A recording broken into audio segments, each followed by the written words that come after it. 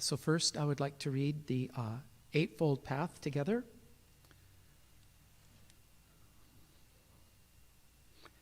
The teachings of the Buddha help us to understand the oneness of all life. To lead us in the right direction, the Buddha provided us with the Eightfold Path. Right views, to keep free of prejudice and superstition, and to see the true nature of life. Right thoughts, to turn our minds away from violence and hatred. Right speech, to refrain from harmful talk and to use our words wisely. Right conduct, to see that our deeds come from peace and goodwill, to grow every day in the Buddha's teachings. Right livelihood, to try to earn our living in such a way that we avoid causing suffering. Right energy, to use our energies to promote the overcoming of ignorance and destructive desires. Right mindfulness, to cherish a good mind, for all that we think and do has its roots in the mind. Right meditation, to study the teachings of the Buddha and to practice them to the best of our abilities. May the presence of the Buddha, who said that he would live in his teachings, be our guide. May we follow this path until we too realize nirvana. Namo Amida Butsu, Naman Butsu, Naman Butsu, Naman Butsu.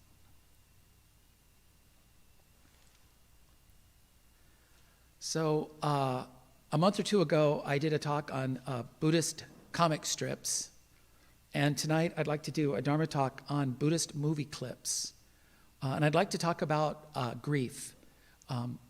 Reverend Harada told me you don't have to do a Dharma talk specifically for Shotsuki, but I kind of like to have something to do with memorials and dealing with grief and our loved ones and remembering those who have passed. So as I've been practicing Buddhism, I seem to hear Buddhist messages more and more in the media. And I tried to think about maybe 5 reasons for that. And they get better as you go. They get much better as you go. So the first one is just a matter of emphasis. It may be that I just emphasize things in my mind that have anything to do with Buddhism. So, I think a lot of TV shows and a lot of books are Buddhist, but I may be kind of cherry picking and emphasizing the bits that sound familiar to me. So it might not really be there. It might just be, I'm picking up on things. The other one is there might really be some overlap. I mean, maybe there is some overlap between Western thought and Buddhist thought, and every once in a while it peeks through. And that makes sense, right? It can't be completely different. You would think just random chance. There's some ideas in Western culture that resonate with Buddhist ideas. And then this one I think is true. I think I'm hearing it more over the past 20 years because Buddhism is influencing Western culture and American media more and more, but I'm not sure. It may be I just know Buddhism more, but it seems like it's happening more often than it used to. But I might be more aware. Maybe my radar is up and I just am more aware. The other thing that is sometimes true, but you have to be careful not to jump to conclusions, is some artists legitimately have Buddhist backgrounds. Herbie Hancock, Keanu Reeves, I think Bill Murray, but I'm not sure. So that's where you have to kind of be careful. Like you can't really just claim every artist as a Buddhist. You have to be careful not to do that. And then this one's kind of related to number 1. It may be that we're just developing a Dharma ear and we're just more aware. Or a more profound way of thinking about it is reality itself is making itself known through words and symbols. That's kind of a Pure Land idea. That this is how infinite reality manifests itself as words and symbols in our everyday lives. This is kind of like the bedrock of Pure Land thought. So I wanted to talk a little bit about grief.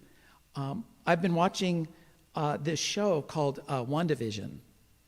And I thought maybe Wanda had vision.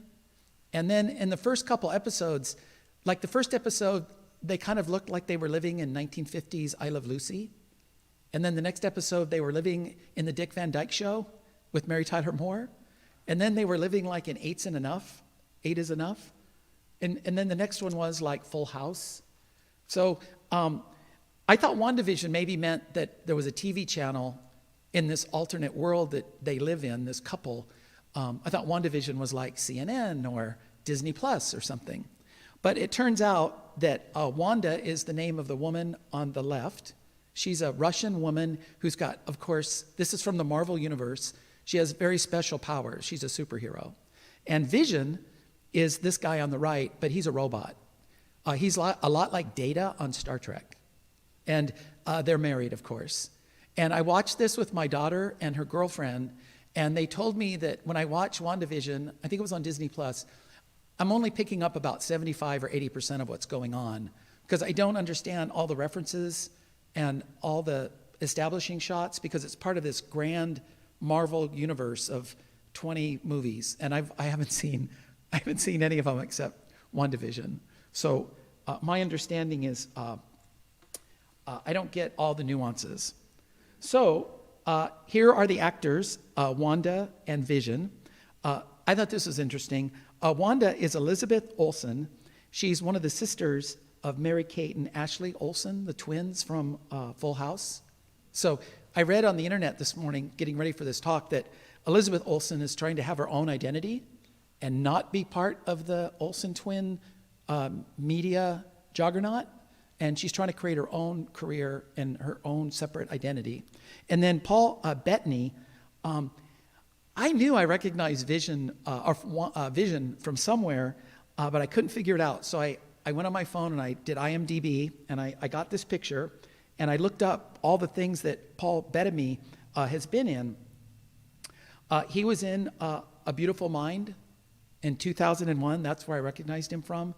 He was one of Russell Crowe's, Jonathan Nash's imaginary friends, because Jonathan Nash had schizophrenia, and he had visions of imaginary friends. So he played one of those. And then the movie I really remember him from is A Knight's Tale. He was Geoffrey Chaucer, the great English writer. So that's where I recognize him from. But he's hard to recognize, right? Because he's all blue and red, and he's got all this makeup on, and he's a robot. But they're a happily married couple. So I got this to give you some background. WandaVision is an American television miniseries based on Marvel Comics featuring the characters Wanda Maximoff, and she's a Scarlet Witch, and Vision, who is a robot. It is the first television series in the Marvel Cinematic Universe, the MCU, produced by Marvel Studios, sharing continuity with the films of the franchise and taking place after the events of the film Avengers Endgame 2019. This means nothing to me. That paragraph means nothing. I have no idea what they're talking about. 3 weeks after the events of Avengers Endgame 2019, Wanda Maximoff and Vision are living an idyllic suburban life in the town of Westview, New Jersey, trying to conceal their true natures. As their surroundings begin to move through different decades and they encounter various television tropes, the couple suspects that things are not as they seem. And so in Buddhism, a lot of times we suffer because things really aren't as they seem. Like in the Eightfold Path, most of that was about not seeing things clearly, not really being part of what's really going on, creating false narratives for our lives. So I was watching WandaVision, and Wanda had a brother who died, and she's has profound grief, and she can't get over it because of her dead brother. And Vision tries to help her, but he's a robot.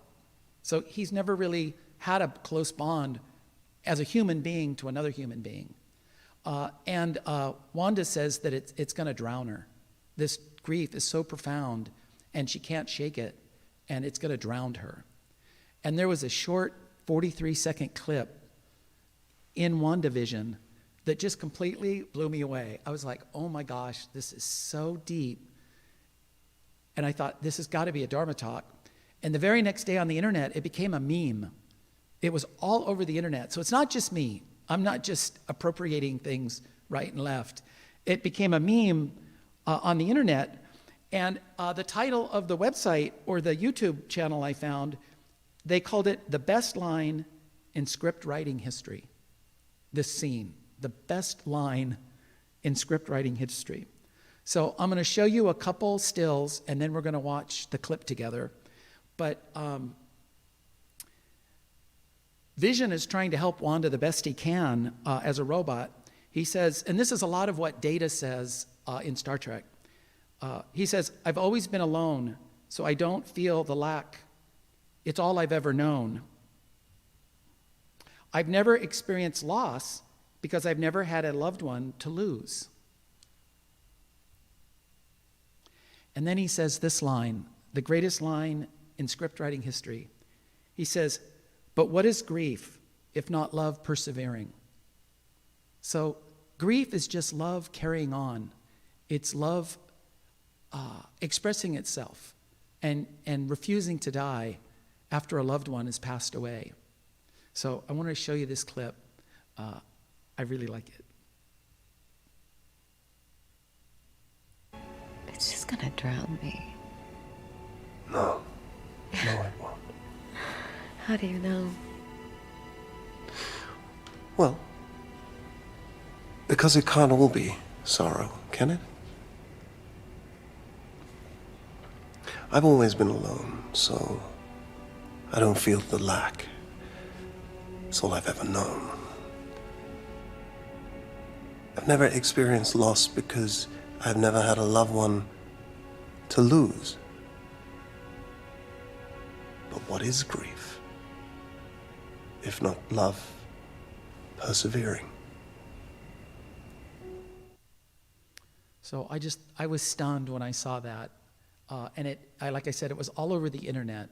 And the other thing I've been trying to do is I've been doing the subtitles so that if you can't hear it well, you can still read the subtitles.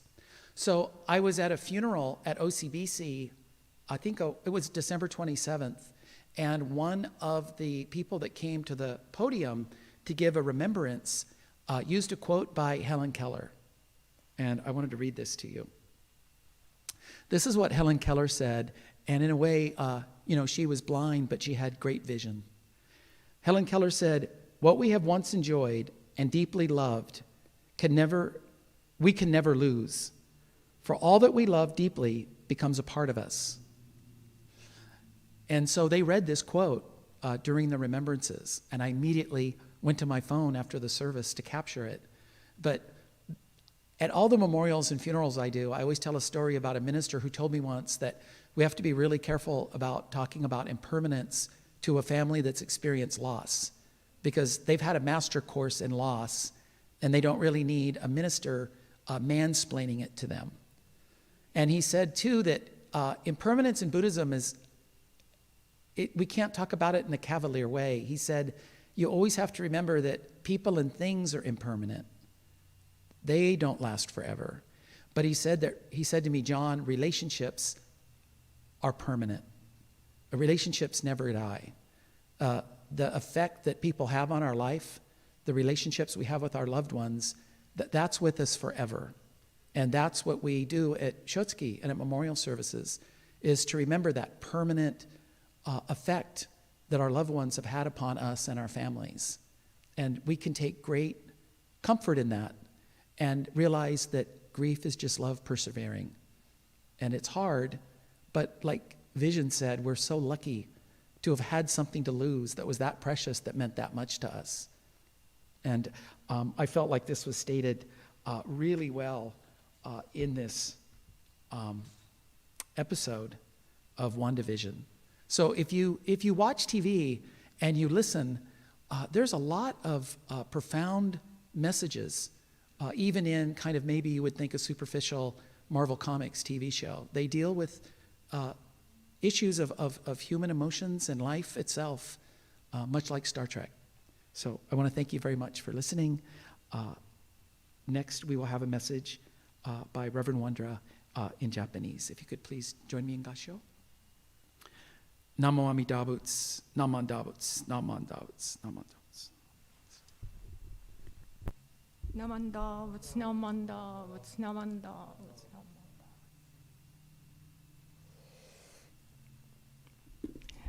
では私の方から日本語でご法話をお聞きになりたい方のために、少し日本語でお話しさせていただきます。今日はですね、1月8日になっておりますけれども、明けましておめでとうございます。ハッピーニューイヤーですね。本当にまたちょっとコロナのオミクロンという異種が今流行してましてですね、本当にお気をつけてお暮らしください。ということで、年末からですね、この寺は除夜をいたしました。除夜で皆さんお越しになってくださって、で鐘ね、いわゆる除夜の鐘を叩いて、そして、首相へといって2022年のお正月元旦へですね、そのお務めもさせていただきました。ということで本当にね、除夜の鐘108叩くんですね。でなんで108かというと、ずっと前から、人間にはね、煩悩という、どうしても拭いきれないきれいになることができない。これ煩悩って何かというと、怒りの心とかね、怒る心とかね、欲の心とかね、愚痴を言う心ですね。今日何回怒ったかなとか、今日何回愚痴言ったかしらとかね、文句言ったかしらねってね、そういう感情いたしますとね、1年間に108回ぐらいやってるって、こういうことですよ。でももっともっとしてるかも分かりませんよね。でそういうことでですね、108を叩きまして、108回ね、そして私の心をきれいにしてね、新しい年からまた楽しくね、生きていきましょうという意味で除夜の鐘を叩くわけです。それをいたしましたね。でそういうことで、もう2022年が明けまして、で今日は本当に8日、もう8th January 8ですね。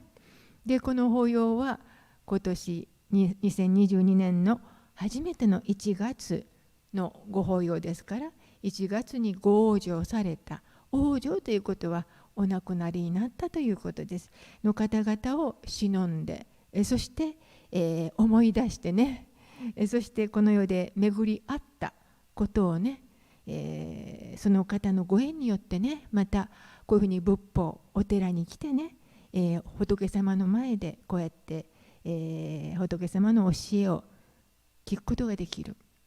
それを感謝するための、これは法要でございますね。私の父も1月に亡くなっておりますね。皆様方の尊いお父様お母様おじいちゃまおばあちゃま、子供さんかも分かりませんけれども、その方々もこの1月にご往生されているわけですね。ということで、今晩のですね、今月の1月の、法要のお話はね、年始に寄せてっていうタイトルでちょっと少しお話しさせていただきたく思います。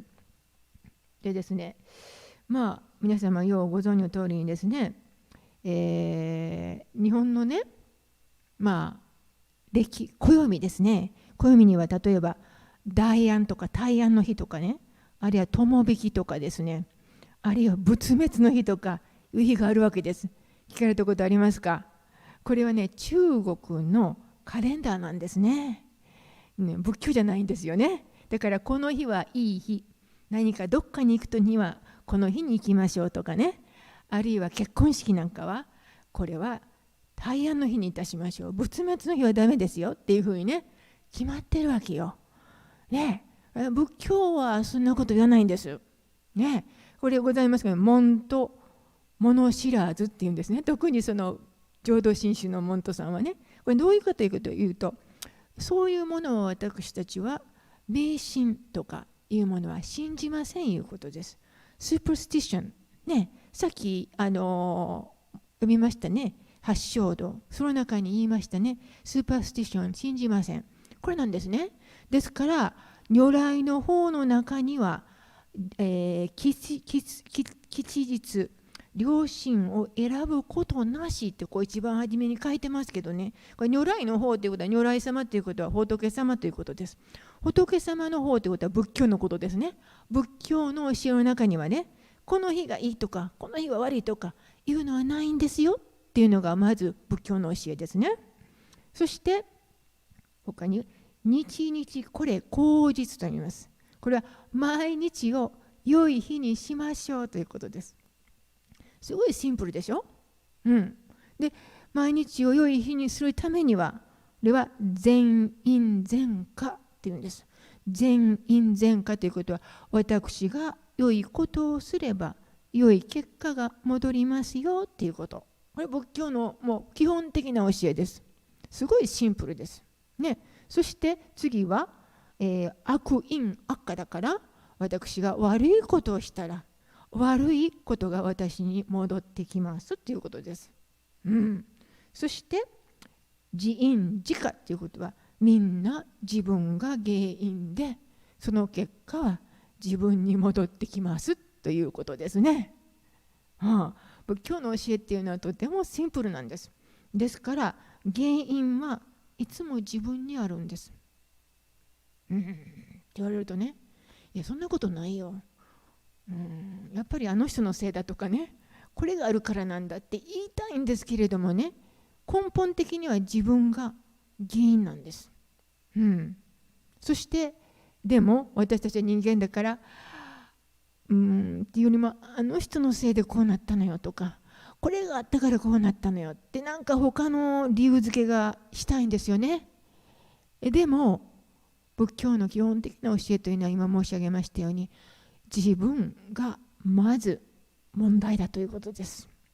そしてこの自分の行動によって私の今日の在り方が決まるということです。今日の在り方も将来も変わっていくんだとこうになるわけですね。これが仏教のとてもシンプルな教えでございます。そして先ほど申し上げましたけれどもね、だから如来様の方仏教の中にはですね、教えの中には今日がいい日とか今日が悪い日とかそんなんないわけです。自分次第なんです。すごいある意味ではすごい責任がありますよね。自分の行いが自分の今日を作る、自分の明日を作っていくわけです。そして自分の人生を作っていくわけです。自分次第だということです。それがね、仏教のね、大変厳しい教えなわけですね。ですから先ほども言いましたように、この日がいいとかこの日が悪いとかいうのは絶対全然そういう教えじゃないわけです。ね、それでですね、ここでね、蓮如上人様のねお話をさせてください。これ蓮如上人様という方は8代門主です。親鸞様から始めて8代目のご門主様でございましたけれども、この蓮如様のところにですね、門徒さんのこの道徳さんという方が来られましてね、蓮如様は今日はおめでたい日でございます、お正月ですね、おめでとうございますとこうおっしゃったわけですよ。そうすると蓮如様はね、お正月でもいつでもお念仏しましょうとこうおっしゃったというわけです。これは別にお正月に限らんでいつでもお念仏しなさいというふうに蓮如様はおっしゃられたわけです。ね、これはもうとてもね感慨深いです。ですから私たちはいつもこうやってお手手を合わせて阿弥陀様に何万打仏何万打仏、お正月だから何万打仏じゃないですよね。いつも何万打仏ですよね。それが大事なんです。それを親鸞様もそして蓮如様もおっしゃられたというわけですね。それからね、ちょっと厳しいですけどね、一休さんってご存知ですか？一休さんということは臨済宗です。浄土真宗ではございませんですけれどもね、この一休様がおっしゃったのはね、お正月のねになったらお玄関にね、日本の家庭には門松というのがかかるんですよ。門松ね、いわゆる松竹梅のね、こういうお花のようなね、フラワーアレンジメントをお玄関に置きます。ワンペアでね、これ門松っていうんです。でそれをね、一休さんはねこうおっしゃっております。門松や冥土の旅の一里塚、めでたくもありめでたくもなし。これちょっと厳しいですよ。考えてみてください。お正月のおめでたい時にね、門松が置いてあるのに、一休さんはね、これですね、毎年毎年新しい年になるけれども、毎年毎年年を迎えるとともに私も年老いていきますということです。年を取っていくんだと。ということは、この門松も私の人生の一里塚って言ってね、いわゆるここまで来たら、はい、ここまで来ましたよ、残りこれだけ残っていますよっていうふうな、いわゆる標識なわけですね。だからお正月が来てもめでたくもありめでたくもなしと、こう言ってるわけです。ちょっと考えらされますね。でそういうふうにね、いわゆる一休さんはこの言葉をね、読みながら京都の町を歩いて、そして竹竿っていうね、このいわゆる竹のね棒、いわゆる剣といいますか、杖について、その上にね人間のシャレ神戸スケルトンをこう置いてですね、こういうふうに京都の町を歩かれたということです。これはね、いわゆる仏教の無常観、すべては、変わっていく。一つも同じ状態にいるものはないということをね、おっしゃっているわけです。仏教は厳しいですね、教えは。ですからこういうふうにしてね、毎日は自分の行いしないなんだ。そしてまた年とともにお正月来るけれども、あと何度お正月を迎えられるかなっていうことも考えされるわけですよね。ということをね、一休さんがおっしゃってるというわけです。それを考えますとね、やっぱり私たち人間っていうのはね、今100歳までお元気でおられる方もおられましょう。しかしやっぱりね、私たちはそのいわゆる限られた人生ですね。200年も300年も生きられませんよね。やはり寿命がある存在でございます。ですからそういうことで、そういう限られた命を生きる私たちという人間であるということです。ですから私たちは阿弥陀様の救い、これが必要であるということです。今ここでの救いが私たちには必要であるということです。その阿弥陀様の救いというのは、すべての人に、皆様方ですよ、本当に平等に誰一人として漏れることがないように届けられているわけです。どうやって届けられているかというと、ナモ阿弥陀仏というお名号の中に、願いの中に皆様に届けられているわけです。私たちが同じナモ阿弥陀仏、仏様の願いをいただいているから、同じ結果になるわけです。結果になるのは、仏にならしていただく道を歩ませていただく、これなんですね。共に歩ませていただく。その共にの中には、皆様方が愛される、もう先立たれた方も入っておられます。皆様方が愛する、今日来られた理由は、その愛する方々を思い出すためです。その思い出されている方々はいつも皆様方に、いつか会いましょうね、これが最後じゃないよ、また会おうね、南無阿弥陀仏と一緒に生きようねって言ってくださってるわけですね。ありがたい。それが阿弥陀様からの私たちへの救いでございますね。ここで親鸞様が大事にされた言葉を読まさせていただきましょう。信心定まるとき、往生また定まるなりと。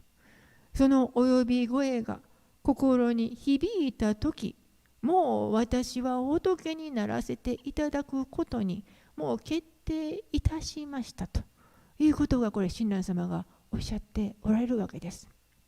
ありがたいですね。お念仏の教えに合う者は命を終えて初めて救いに預かるのではありません。嬉しい時も辛い時も阿弥陀様の願いはこの私に働きられているのです。働きられているのですね。どのように最後を迎えたよりも、どのように生きることができたかが大切になるのではないでしょうかということです。ね、どのような最後を迎えたというよりも、この人生どのように生かせていただいたかというのが一番大切ではないでしょうかというふうに親鸞様はおっしゃっておられます。ということで今日は1月の正月法要、誠にお越しくださいましてありがとうございました。ね、今日は、年始に寄せてという、題で私お話しさせていただきましたです。それでは日本語の法話をこの合唱で終わらさせていただきましょう。南無阿弥陀仏、南無阿弥陀仏、南無阿弥陀仏、南無阿弥陀仏、南無阿弥陀仏、南無阿弥陀仏。